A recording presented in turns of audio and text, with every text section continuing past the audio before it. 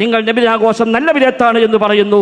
സമാനമായി ഒരുപാട് കാര്യങ്ങളെപ്പറ്റി അയിമ്മത്ത് കിതാബുകളിൽ ബിദ്അത്തും മുൻകറായ എന്ന് എണ്ണി പറയുന്നു. റഗായിബ് നിസ്കാരം പോലെ, പെരുന്നാൾ നിസ്കാരത്തിന് ബാങ്ക് വിളിക്കും പോലെ ഒരുപാട് കാര്യങ്ങൾ എണ്ണി പറഞ്ഞുകൊണ്ട് അതൊക്കെ ബിദ്അത്തും മുൻകറത്താണ് എന്ന് പറയുന്നു. നിങ്ങൾ നബിദിനാഘോഷത്തിന് ന്യായം പറഞ്ഞ എന്തൊക്കെയുണ്ടോ അതൊക്കെ അതിലും പറയാമല്ലോ, എന്നിട്ടും അവർ അതേക്കുറിച്ച് ബിദ്അത്തും മുൻകറായ എന്ന് പറഞ്ഞു. എങ്കിൽ ബിദ്അത്തുൻ മുൻകറയും ബിദ്അത്തുൻ ഹസനയും, നല്ല ബിദ്അത്തും ചീത്ത ബിദ്അത്തും വേർതിരിയാൻ എന്താണ് മാനദണ്ഡമെന്ന് ഉലമാഇന്റെ ഖൗല് വെച്ചുകൊണ്ട് പറയണമെന്നാണ് അടുത്ത ചോദ്യം. ക്രിസ്തുമസും ഈസാ നബിയും തമ്മിൽ എന്താ ബന്ധം?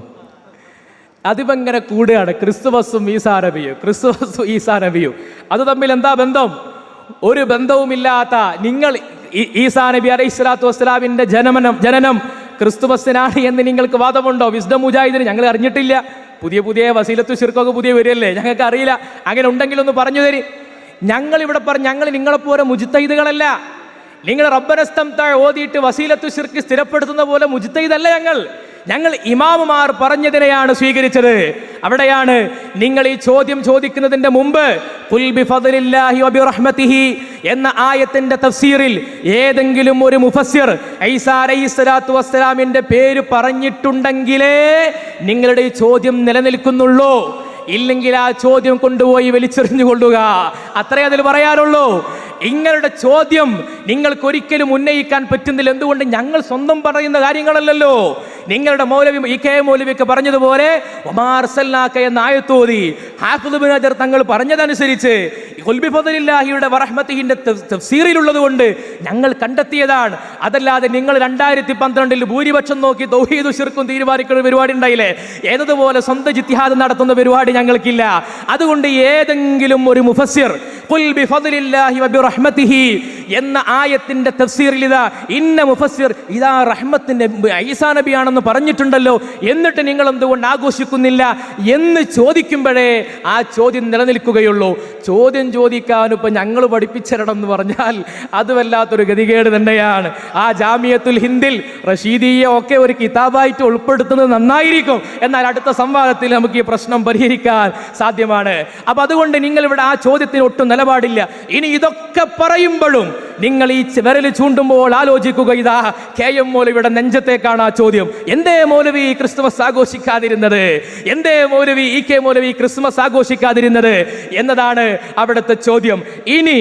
ഇനി ഇവിടെ നിങ്ങൾ പറഞ്ഞിട്ടുള്ള കുറെ ബിദ്അത്ത്, പരിശുദ്ധ ഇസ്ലാമിന്റെ പേരിൽ ബിദ്അത്തുകൾ കടത്തി കൂട്ടിയിട്ടുണ്ട് പലരും എന്ന കാര്യത്തിൽ ഒരു തർക്കമില്ല.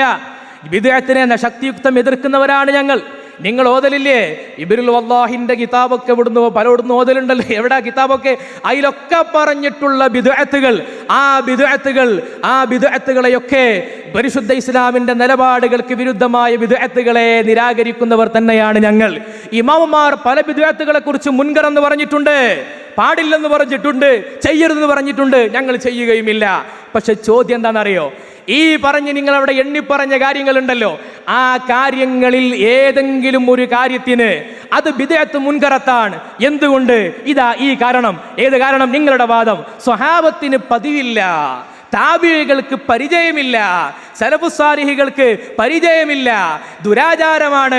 ഇങ്ങനെ തുടങ്ങി നിങ്ങൾ പറഞ്ഞ വാദപ്രകാരം എല്ലാവരൊന്നും പറഞ്ഞത്. ഇവിടെ പറഞ്ഞ സലാത്തുർ റഗായിബ് ആവട്ടെ, അതിന് കാരണം പറഞ്ഞിട്ടുണ്ട്. ഏതാണ് ആ കാരണം? ആ കാരണം നിങ്ങൾക്ക് പോലും അംഗീകരിക്കേണ്ടി വരുന്ന കാരണമാണത്. ഏതാണ് ആ കാരണം? ഇവിടെ വിഷയാവതരണത്തിൽ അൻവരി ഉസ്താദ് പറഞ്ഞു, ബിദ്അത്താകുന്നത് എപ്പോഴാണ്? നിങ്ങൾ ബിദ്അത്തിൽ ഇബാദത്തിൽ പുതിയ നിർവചനം ഉണ്ടാക്കിയതുപോലെ ബിദ്അത്തിൽ പുതിയ നിർവചനം ഉണ്ടാക്കിയത് കൊണ്ടാണ് നിങ്ങൾക്ക് അത് അറിയാതെ പോകുന്നത്. ബിദ്അത്ത് എന്ന് പറഞ്ഞാൽ മുഖാലഫത്തുൻ നസ്സാകണം, അതല്ലേ? പരിശുദ്ധ ഇസ്ലാമിന്റെ നുസൂസുകളോട്, പ്രമാണങ്ങളോട്, അദില്ലത്തുകളോട് മുഖാലഫത്തുണ്ടാകണം. ആരാ പറഞ്ഞത്? ഇബ്നു തൈമിയ്യ പോലും പറഞ്ഞിട്ടുണ്ട്. അപ്പൊ എന്തുകൊണ്ടാണ് സ്വലാത്തുർ റഗായിബ് അത് ബിദ്അത്താണെന്ന് പറഞ്ഞു? എന്താ കാരണം? തൊട്ടടുത്ത് ഉടനെ ഇമാമുമാർ പറഞ്ഞിട്ടുണ്ട്, അത് മൗദൂആയ ഹദീസുകളെ കൊണ്ടാണ് സ്ഥിരപ്പെടുത്തപ്പെട്ടിട്ടുള്ളത്. അപ്പൊ ഇമാമുമാർ ഇത്തരം ഇൽമിയായ ബഹ്സുകളൊക്കെ നടത്തും. ആ നടത്തുന്ന ബഹ്സുകൾക്കൊന്നും നിങ്ങൾ നിങ്ങൾ പറയുന്ന ഈ കാരണം പറഞ്ഞിട്ടില്ല. അങ്ങനെ അവർ പറഞ്ഞിരുന്നുവെങ്കിൽ ബിദ്അത്തുകളെ എതിർക്കാൻ വേണ്ടി മാത്രമുണ്ടാക്കിയ മഹാനായ നവവി ഇമാമിന്റെ ഉസ്താദായ അബൂ ശാമ എന്നവർ മഹാനവർകൾ ബിദ്അത്തുകളെ എതിർക്കാനായിട്ട് കിതാബ് ഉണ്ടാക്കിയതാണ്. ആ കിതാബിൽ പറയുന്നത് ഈ പറയപ്പെട്ട മുഖാലഫത്തുകളൊക്കെ തന്നെയാണ്.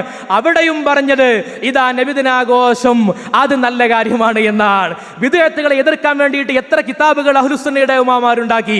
അവരൊക്കെയും കുറേ ബിദ്അത്തുകളെ സുയൂത്തി ഇമാം ബിദ്അത്തിനെ എതിർത്തിട്ടില്ലേ?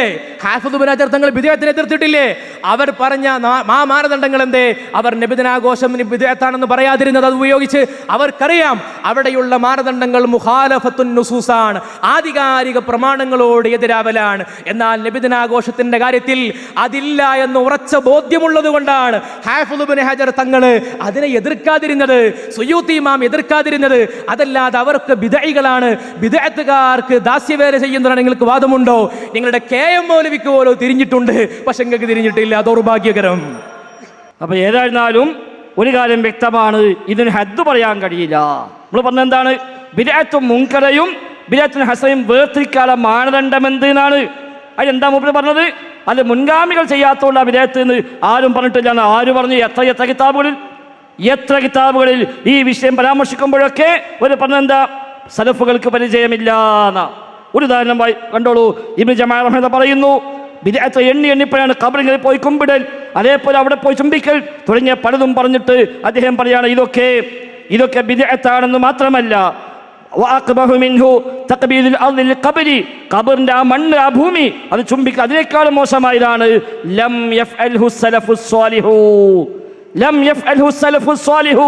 സലഫുസ്വാലിഹികൾ ചെയ്തിട്ടില്ല.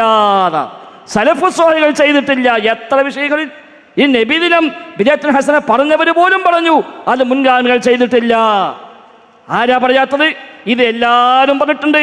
അത് അറിഞ്ഞുകൊണ്ട് തന്നെയാണ് ചോദിച്ചത് എന്താണ് മാനദണ്ഡം എന്നുള്ളത്. പിന്നെ ക്രിസ്മസും ഈസാ നബി എന്താ ബന്ധം? മുഹമ്മദ് നബിയും നബിദിനാഘോഷം എന്താണോ ബന്ധം, ആ ബന്ധം തന്നെ ഈസാ നബിയും ക്രിസ്മസും തമ്മിലുള്ളത്. അങ്ങനെ നിങ്ങൾ വേർതിരിക്കാൻ പറ്റില്ല. ലാ നുഫർരിഖു ബൈന അഹദിൻ മിൻ റസൂലിഹി, റസൂലുമാർക്ക് തഫ്രീഖ് പറ്റൂല. അതേ ബന്ധത്തിലുള്ളത്. നിങ്ങളെ ഫൈസ എഴുതിയില്ലേ ഏതെങ്കിലും നബി ദിവസം മതി? പിന്നെ ഇപ്പം എന്താ കണ്ടുപിടിച്ചത്? ഈ ആയത്തിന്റെ തഫ്സീറിൽ ആരും അങ്ങനെ ഈസാ നബി എന്ന് പറഞ്ഞിട്ടില്ല. എന്നാൽ ഇത് പറഞ്ഞതൊക്കെ ആഘോഷിക്കാൻ പറ്റുമോ?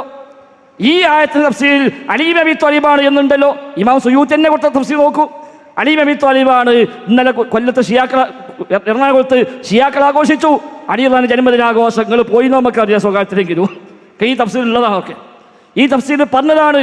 അതുകൊണ്ട് ആ വക മുട്ടുഞായം കൊണ്ട് കാര്യമില്ല മുസ്ലിയാരെ. അത് ഒന്നുകിൽ എല്ലാത്തിനും ഒരേ അളവ് പോലെ വെക്കുക.